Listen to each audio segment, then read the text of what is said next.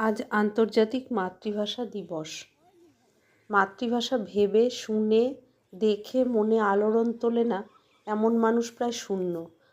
আমি যখন মায়ের ভাষা পেলাম তখন ভাষার মূল্য আর কী বা জানতাম। যত দিন গেছে ভাষার টান নাড়ির টানের প্রায় কাছেই চলে এসেছে। আমি ছোট থেকেই বই পেলে খুশি হয়ে যেতাম। জানি না মোবাইল থাকলে কি করতাম। স্কুলের লাইব্রেরিতে নিয়মিত যেতে যেতে একসময় ভারতচন্দ্র গ্রন্থাগারে নিজেই কার্ড করি। আমার ভাগ্য ভালো ছিল, কারণ আমার মায়ের বই, লেখা, কবিতার টান ছিল।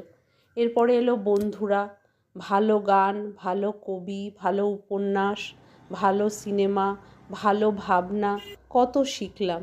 ওরা না থাকলে অনেক কিছুই জানতাম না।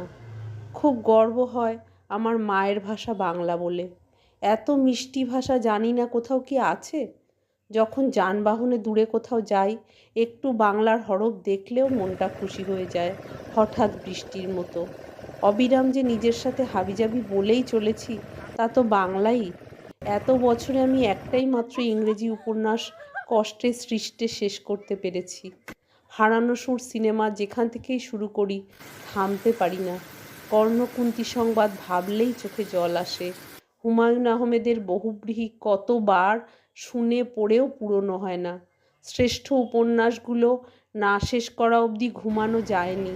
ঘুমের মধ্যেও চরিত্রগুলো কত দিন লাফালাফি করেছে। আর বিখ্যাত বাঙালিদের একটু বেশি বেশি করে ভালোও লাগে।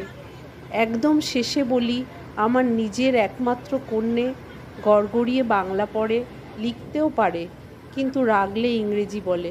এর থেকে দুঃখের আর কিছুই নেই। রাগ হলে তো অন্তত মায়ের প্রাণের ভাষা বলবি।